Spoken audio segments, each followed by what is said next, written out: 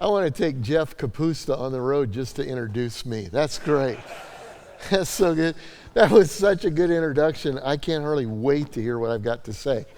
It's going to be awesome.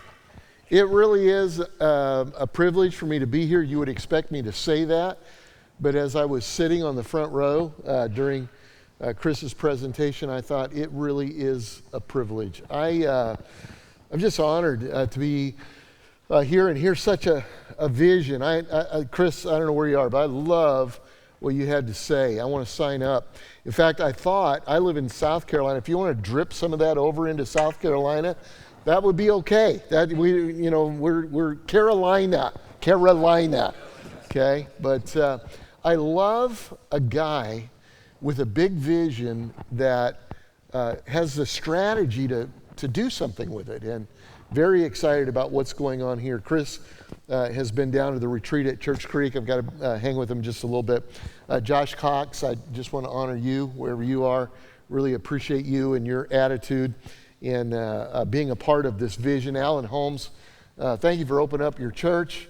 What a hospital guy, and just an incredible guy with a big heart for church planting. And of course, Jeff Capusta, a good friend, very proud of you, brother, and what you're doing and how you've done it. And then Jeff was planted out of Matt Fry's church. And Matt is my long-term friend, and we serve on the board at ARC, the Association of Related Churches. And then I just want to say something about Ryan Brooks. My goodness, that is so exciting that to be the, what did he say? To be the answer to somebody else's prayer. And what a thing that is. I want to do one more thing before I just talk just a little bit. I do something every week for pastors, and it's not like a pay-to-play kind of a thing, and it's not anything but encouragement. So what I do is I feel like I have the gift of encouragement, and my goal is to encourage at least 100,000 pastors in the rest of my lifetime. And so one of the things that I do is on Sunday mornings and Wednesday mornings, I send a short video, 2 minutes, to strictly pastors on Sunday morning, general population on Wednesday, just as a word of encouragement. How many of you could use encouragement on a Sunday morning? Anybody on a Sunday morning could use encouragement? So I send out early Sunday morning just a 2-minute video. A lot of guys just listen to it on the way to church. I was talking to one just the other day, and he said, when I get to the shopping center where we're doing church right now, I stop and listen to the video, and sometimes I'll use it for their dream team, just for some motivation. Sometimes they need a message for that morning, and so they just kind of take little pieces out of it. And so what I think we've got a QR code. Can we put a QR code up on the screen? And if you would like to just get a 2-minute video on Sunday, and I call Wednesday Worry-Free Wednesday. And what you do, hit the QR code. It will take you to a text. It'll have the word pastor in there. Don't put anything else. Don't put anything else. Just send that text, and it'll get just a little bit of information. I think your name and email if you want to, email address. That's optional. But I'd like to just give you a little bit of encouragement there. So just give you that opportunity. So what am I here for? Chris was very clear about what he wanted from me. He was going to lay out the vision. And he said, I just want you to give a testimony. Anybody, I grew up in a very small Pentecostal church. Are there any others that grew up in a small Pentecostal, small Baptist church where you had testimony service? Those were always wild. They're never on Sunday morning, at least not in my church. It was Sunday night, Wednesday night, testimony. People got up and you never knew what they were going to say. Best part of the service. And so that's kind of what I'm doing today. My mom told me when I was growing up, she said, everybody's good for something, even if it's just to be a bad example. How many of you know that? And that's kind of what I'm here for today, is just that I'm just going to give my testimony. I'm not going to preach. Give my testimony. I'm going to talk to you about what's happening with us, and then maybe 5 principles at the end that might be takeaways for you. They may or they may not be. I'm just warning you up front that it could be crazy up in here. You might agree or you might disagree with some of the things I have to say. Here's what I say at Seacoast. I say, you don't have to agree with us on everything. We'll say this on Sunday morning. You don't have to agree with me on everything. You have a right to be wrong. How do you know that that's true? And so hopefully, as the outside guy coming in, if I don't say something that stirs you just a little bit and you go, I'm not sure, then I'm not worth whatever it took to bring me in. How many, you don't bring in a consultant to tell you, oh, everything's fine. You want them to kind of give you some something to think about. And hopefully, along the way, I'll give you a little something to think about. So as I think about my story, this will be the only Bible in this whole thing. Those of you who are Bible people, this is it. Just hone in right now. It's not even on the screen because I only got it this morning. All right. So if I was going to look at a biblical character who I can probably relate to more than anybody else, it would be Gideon. We all know Gideon's story. Culture was bad for Israel. They're in a bad place. And a good part of it is because of things that they had done. But God cared, God loved, the people cried out. And God was looking for a man, an individual, somebody through whom he could kind of go forward. That's what I love about Chris. I watched him up here on stage and I thought, God called this man, raised this man up for this specific purpose, and you're here because of a vision that a man had. And so God's looking for somebody. He looks for Gideon, and I'll just read it from Judges 6. He says, when the angel of the Lord appeared to Gideon, he said, the Lord is with you, mighty warrior. I love Gideon's response. Pardon me. Pardon me, Lord. I've got some questions. I know that if God is with us, why has all this happened to us?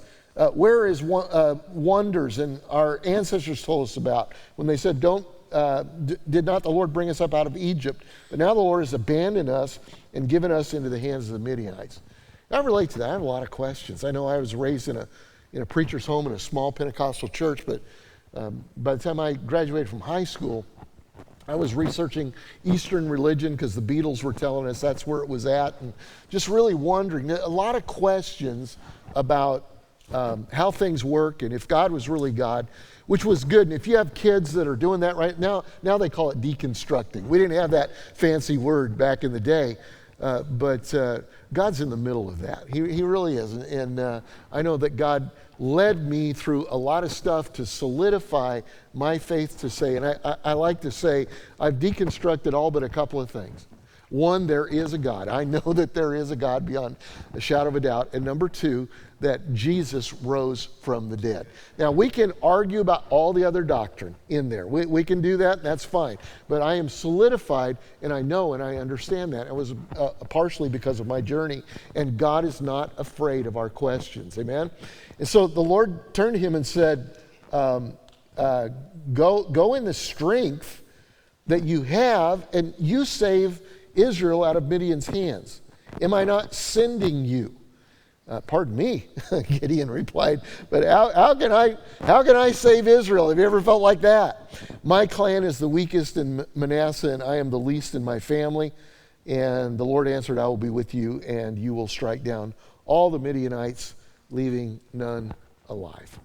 And hopefully you have a feeling similar to that, because I think that God has an easier time using someone humble that knows that they need God than he does somebody that thinks they've got it all together. You understand what I'm saying? Recently, I was asked to speak for the graduation commencement at Southeastern University, and it was an honor for me. And so I said, yes, I would. And so they sent, some follow-up stuff to our office. Does he have a robe? If he doesn't, that's fine. Does he have, what are his honors? Where did he graduate from? All that kind of thing. And my assistant came into my office and she said, boss, we got a problem. And I said, what's that? And she told me, and she knew my story. And so I'd said, well, you call him back and you tell him what happened. Because what happened is I got kicked out of 2 Bible schools in the 70s. And I was fired for my first 3 jobs in ministry as a youth pastor.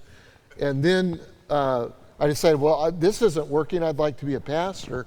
And so in the denomination that I was a part of, I went to, you had to go candidate for a church. Anybody know what that's like, where you go and you preach like on a Sunday morning, Sunday night, and then they vote on you to see whether it's kind of like Survivor and American Idol. You know, it's a kind of a combination where you kind of do your thing, and then they can vote you off the island, you know, right away. And I remember I went to my first church I ever candidated for was after I'd been fired from my third youth pastor job, was in the middle of Illinois, and they had 9 members.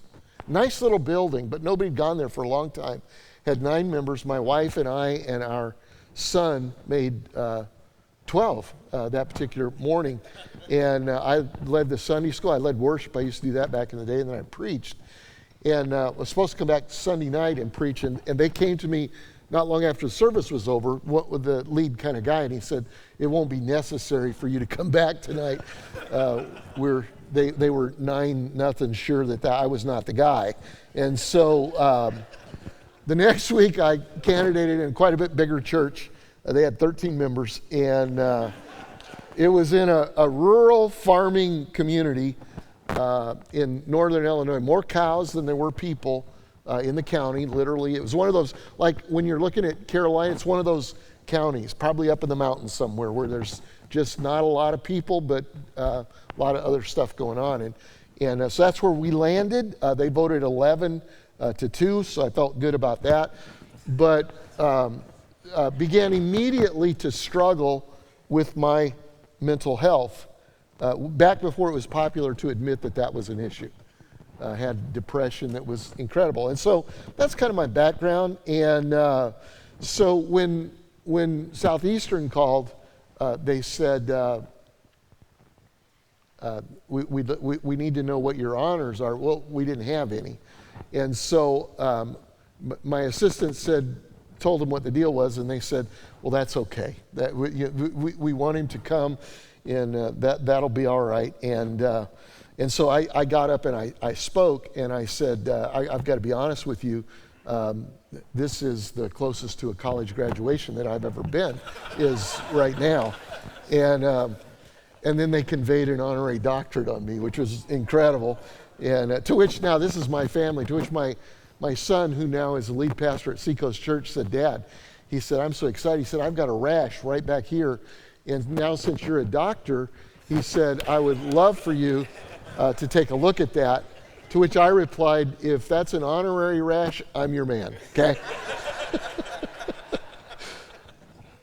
And God says, I want to use you.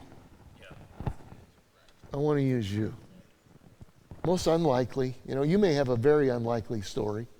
I'll compare mine to any of your stories. But God says, I want to use you. So I'm in a little farming community for about 8 years.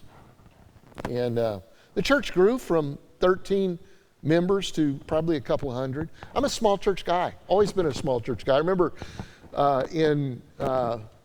I'll fast forward, then I'll go backwards a little bit, but in the year 2000, it was a little after that, when multi-site started, and we get a lot of credit for multi-site, just simply because our town said you can't build a bigger building, and we investigated with probably 5 or 6 other churches that you're very familiar with, what would doing church in more than one location look like. And so there was a newspaper in Tennessee, the Tennessean, I think it's out of Nashville, and they were doing a story on mega churches and multi-site. And I thought, well, that'll be cool. And they wanted to interview me, and it wasn't cool. I could tell after just a little while that this guy didn't like, and I asked him, I said, you don't like mega church pastors, and you certainly don't like multi-site. Am I correct in that? And he told me, yeah, I was correct. And he went through he had a little theology, went through a whole thing about how that was theologically incorrect. And he was going to expose, some of the attitudes and all that. And I said, you know what? You and I have something in common. And he said, what's that? And I said, I don't like mega churches either. I said, I grew up in a small church. I pastored small churches, and this one just got away from me, and I didn't know what to do. And it's kind of... That's kind of true.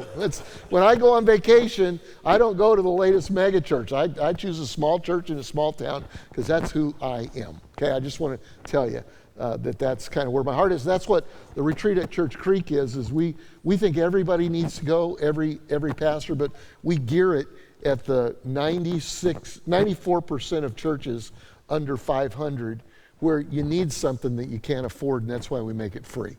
And I go to all my megachurch friends, and they pay for it. So they are good guys.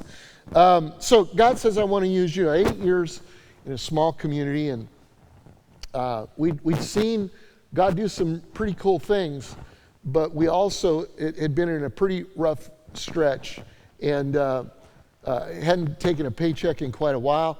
We had four kids, and I remember getting a call from a pastor of a church in North Charleston, Northwood Assembly in North Charleston, and he wanted to know if I would consider coming and being on staff with them as a young adult director, and then maybe someday plant churches, because they were one of the original that I know of church planting churches. He had a vision for planting 6 churches in the Charleston area. And he said, I'm not promising you anything, but if you'll come, that might be something that might be on the radar screen. Somebody asked me the other day, how did you go from, I'm raised in Denver, Colorado, farming community in northern Illinois, to Charleston, South Carolina. How'd you get there? And I'd like to be able to say it's a real spiritual thing. I just needed a paycheck, a steady paycheck.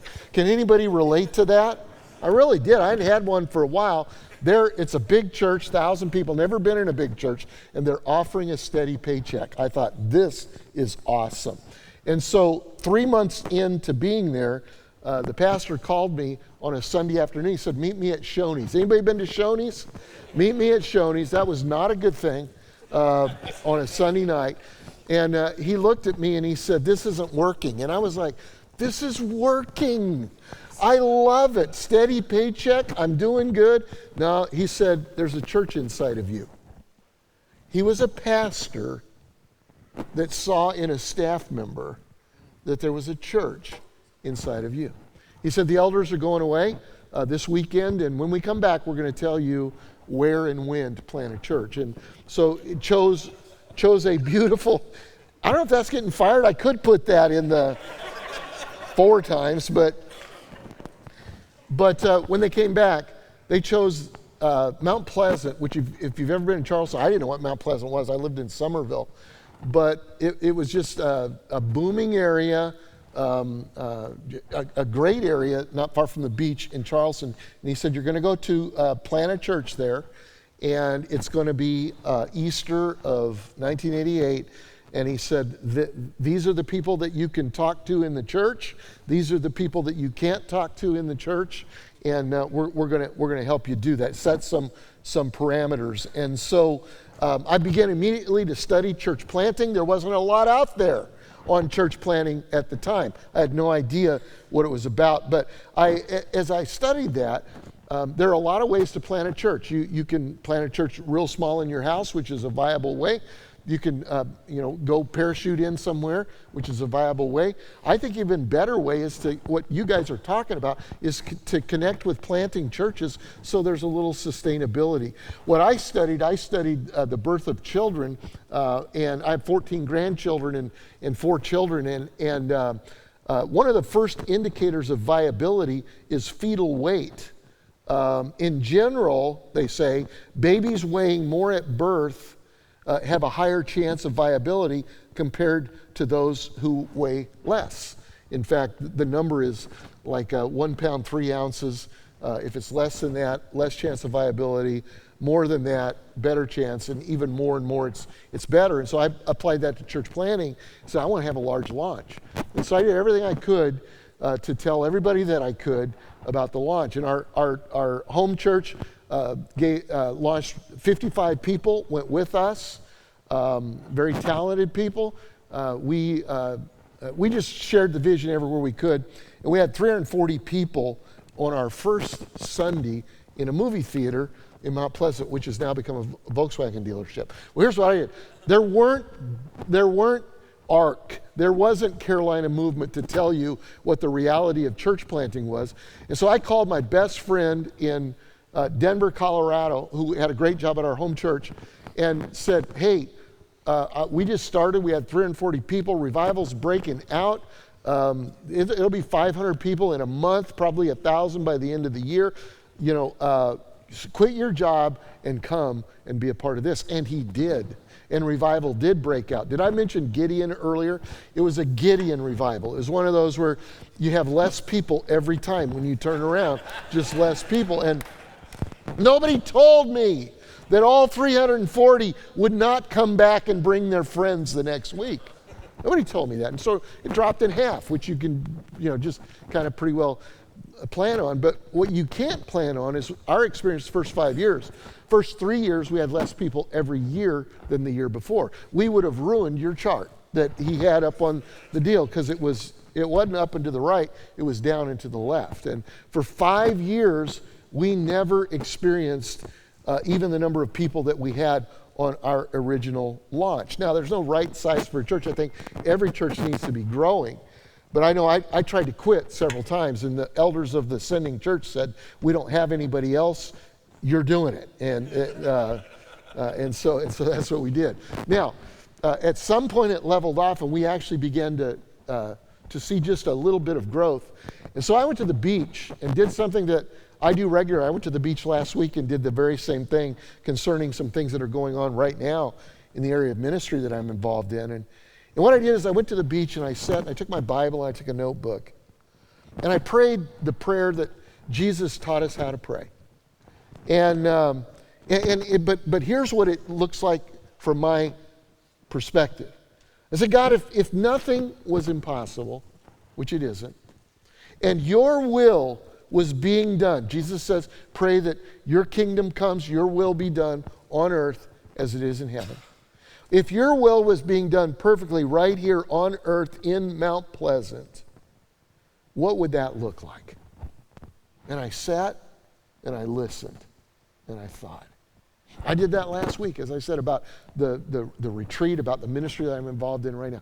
What would it look, if I could take the blinders off, the impossibilities that's the history of my life, and say, God, you will go with me, and you are with me, what would that look like?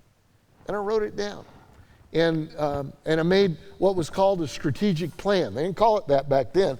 I didn't know what it was, but I was kind of geeky, so I went to a spreadsheet, and I got a number. And I took that number, and I said, okay, maybe it's the next 7 years. What can we do in 7 years? Because, you always aim at round number years. That was the year 2000, and I called it the Vision 2000. I didn't tell anybody because I didn't want to be held accountable for it. But and seriously, but I made a notebook and put how many people would we have to grow every year? How many newcomers would we have to approach?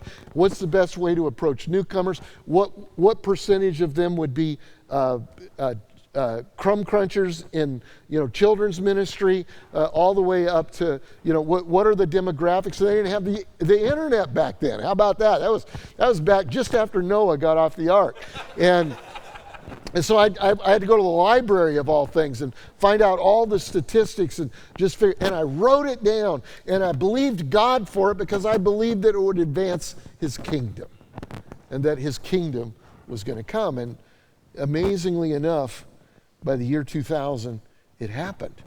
And not long after the turn of the year 2000, I got up and I decided I'm going to go public with some of this stuff. It happened, so I went back and I got a vision.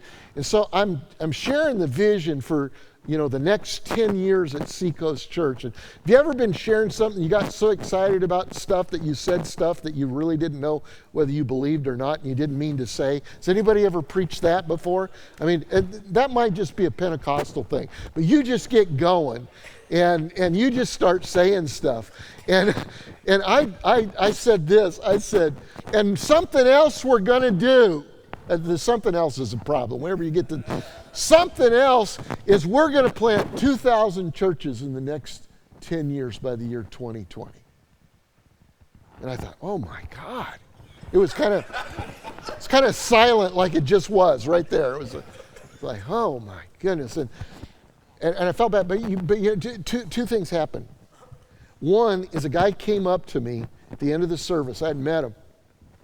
And he says, hey, we just moved here not long ago. He said, I'm the retired CEO of Fisher-Price Toys. Mattel bought us and basically gave him more money he could spend in a lifetime. And he figured out that golfing and fishing was great, but he needed purpose in his life. And he said, that sounds like a big enough vision that I think I could get behind that. And here's a principle. If you're raising money, if you're doing something else, somebody the other day asked me, they said, hey, I'm meeting with somebody in my church, and they have significant resources, and what should I do? And I said, whenever you meet with people, you need to have a $100 vision, $1,000 vision, $10,000 vision, and slip $1 million or $5 million vision in there too. Because there are some people, the reason that some people who have extraordinary resources don't give it to us is because they don't feel like we have a vision big enough to handle it sometimes. And so dream dreams. I want to challenge you. Go to God. Ask Him regularly. If nothing was impossible, and God's will was being done in my church, in my ministry, in the county I'm in the state that we're responsible for, what would that look like? And so I want to challenge you to do that. So shortly after that, we had a small group leader gathering where, once a year we encourage small group leaders. And we needed a speaker, and so they asked me, do you know anybody? And I said, well, I went to a conference one time, and I heard a guy talking about cell groups. His name was Billy Hornsby. Why don't you bring him in? So we brought him in, and he did a Friday night, Saturday morning. And his custom was normally to preach then on Sunday morning. And I told him, I said, Billy, you're not going to be able to preach because we don't know you and we do ministry out of relationship. Kind of made him mad, but he stayed on Sunday morning and he saw the model that we had, which was kind of unique in the day. Did I mention I was Pentecostal? In Pentecostal churches growing up, we had a vision for the nations, but we couldn't talk to our neighbor. Okay?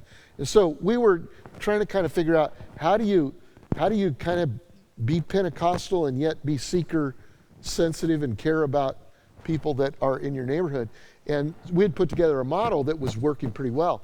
And Billy saw it, and Billy said to me, came back 3 weeks later, and he said, we had a golf match, and he said, what's the dream in your heart? And I said, well, honestly, I haven't told a lot of people this, although I did do it publicly one time.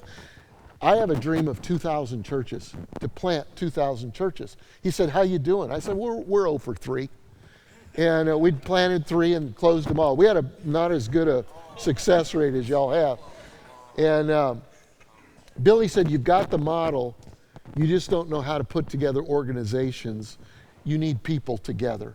And out of that conversation, Billy introduced me to his son-in-law, Chris Hodges, and Rick Bezette, and Dino Rizzo, and his brother, Billy's brother, Scott.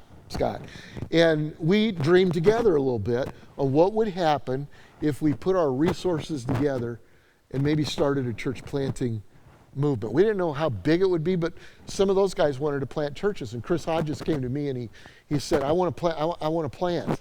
And I said, okay, we'll figure that out. And I figured out on a napkin the financial model that ARC still uses to this day. And said, what we'll do is we'll give you $25,000 at the time. That's what it was. You go raise $25,000. I'll guarantee your income for a year so that you won't have to worry about, whether or not the money comes in, gives you a little margin. And the only thing is every church, we believe, needs to give at least 10% away in missions. And your first mission is to pay it forward. And how about we do that? And so when you reach budget, then we'll all kind of put some money into a pot, and we'll plant churches together. And his friend Rick Bezette came to me after Chris told him about that, and he said, I want to do it too. And I said, we don't have any more money. And he said, I really want to do it. And I said, okay. So I went to the board, and we talked about our 0 for 3, and our last one was a major, colossal mess. And I said, but I got 2 more. Trust me on these 2, okay? When you plant the church, you've got a little more grace for some of this stuff. And so we did, and we planted Chris and Rick the first year at the same time. We took Randy Bazette in as an intern in our church. I can't remember the word that you used for it, but to teach him, because Randy had been in an environment that wasn't life-giving, and he needed to learn how to be in a life-giving church. Okay, and so he came in and he was in the church for about 6 or 8 months, and then he planted in Florida, and since that time we've planted over 1,100 churches through our. So I got just a couple of minutes. Let me just hit real quick 5 kind of takeaways from what we've learned. And the first one is this: maintain a kingdom focus. Maintain a kingdom focus. What do I mean by that? In studying church planting, what kills church planting movements? Chris talked about the Methodist Church, and it planted churches all over the place. Do you know what killed the Methodist church planting movement? It wasn't a liberal theology. That's just a recent thing. It was not in my backyard. It was, we've already got a church in this town. We've got a church in this community. It's difficult. I'm telling you, it's difficult. I know it is. You know, the Eagles had a song. I like saying the words of the great theologians, the Eagles. There's a new kid in town. You listen to that song. You know, I used to listen to that song every time they'd plant a church right close to me. You know, but what you've got to do is get a different mentality. My mentality changed a few years ago from how many people, we measure all of that, but how many people go to Seacoast Church or one of our campuses, to what's the percentage of Christians in the community that we live in. And I wonder, when I stand before the Lord, if the Lord's going to be more excited about how many are in my church, or did that level increase on your watch? Okay? And if it's going to increase, you're going to need to you're going to need to plant more churches, and we got to get excited about them. Now, let me just say this real quick. This might be one that you won't agree on, but I'm right anyway. We've got staff members here, and a lot of the new church plants for the Carolina movement will be staff members in local churches. All right? And you need to be inspired. But let me tell you something else. Kingdom doesn't happen without communication. You say, well, my pastor just isn't kingdom-minded. Maybe there's not good communication going on there. And let me give you another principle, is that Jesus didn't split the Father's house. Satan did. Don't be Satan. Okay? To go across the street or down the street without the full blessing of your church is unethical at the least. Okay? And so that is not helpful in a church planting movement. Man, I quietened it down really, really quick there. All right, maintain a kingdom focus. Don't be Satan, all right? Here's a second takeaway. Create a staff stewardship mindset. If you're a lead pastor, the most critical, the most precious people you have are the people that are working with you. And so discover their gifts, develop their potential, deploy them strategically. I mean, I'd love to be able to take a long time to talk about how we do that. We do it. If we have someone that we see a church in them, we try to get them the best experience in that local church and then send them out with we've done it 8 times with our staff, not including multi-site campuses, which, by the way, here's another one you might not agree with me on. That's church planting too, okay? It's all church planting. There's not one definition of church planting, all right? Number 3, be strategic with your local, national, and global missions strategy. I won't spend much time on that because Chris already did, but you have a mission budget, and we're all real familiar with all of our money going to global mission. That's wonderful, but we have local mission, national mission, and global missions. Be strategic with that. Listen to me, no is not a dirty word. Have a strategy. Say yes to what you believe that God is saying to you, and say no what you believe is not a part of what you're, it might be a good thing, but it's not the right thing for you. And so what I would recommend is taking a minimum of 10% of your budget, which is your mission budget, divide that up into local missions, national missions, global missions. Your national mission might just be your state mission. I believe that the primary national mission is church planting. If we're going to see our country impacted by the gospel, we've got to plant churches, and we've got to put money into planting the churches, okay? And so be strategic with that. Here's the fourth thing.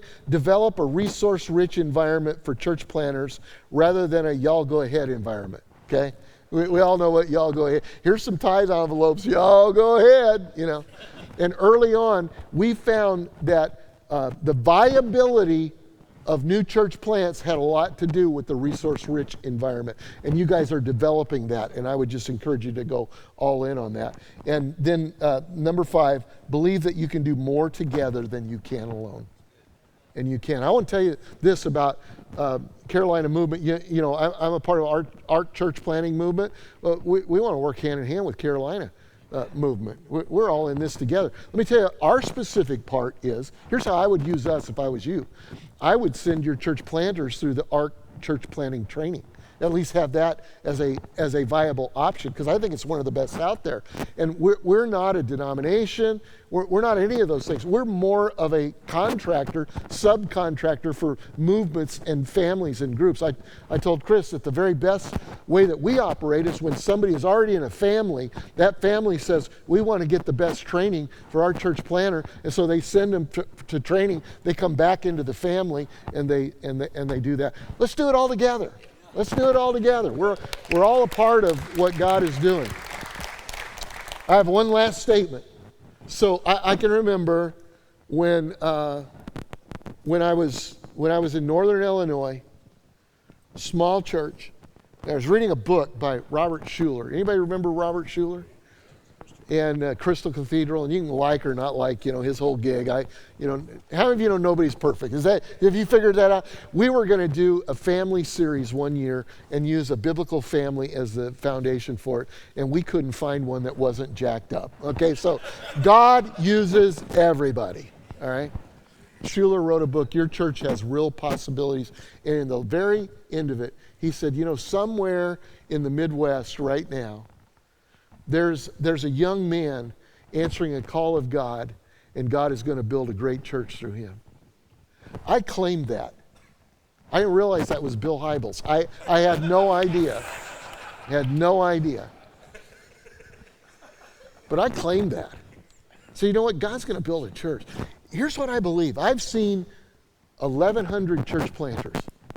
I've seen some of the greatest churches in America planted. I didn't say the biggest. Some of the biggest ones aren't the greatest. Some of them are. But I've seen some of the greatest churches planted. Here's what I believe with all of my heart. The greatest churches that America will ever see are yet to be planted. And there very well may be sitting in this room right now some young men and some young women who God is planting a vision in you. Why not you? Why not now? Why not here? Can I pray for you? God, I thank you for this wonderful group of people who just have a heart for you. Why else would we gather in Greensboro and take some time to come and sit? There are other things we could do. But God, you've planted in our hearts to do the greatest thing, to spread the gospel, the good news through church planting. And so God, I pray that your kingdom would come. I pray that your will would be done in our cities, in our minds, in our aspirations. God, that you would call some to do a great thing for you. God, we're so grateful to you. In Jesus' name we pray. Amen. Amen.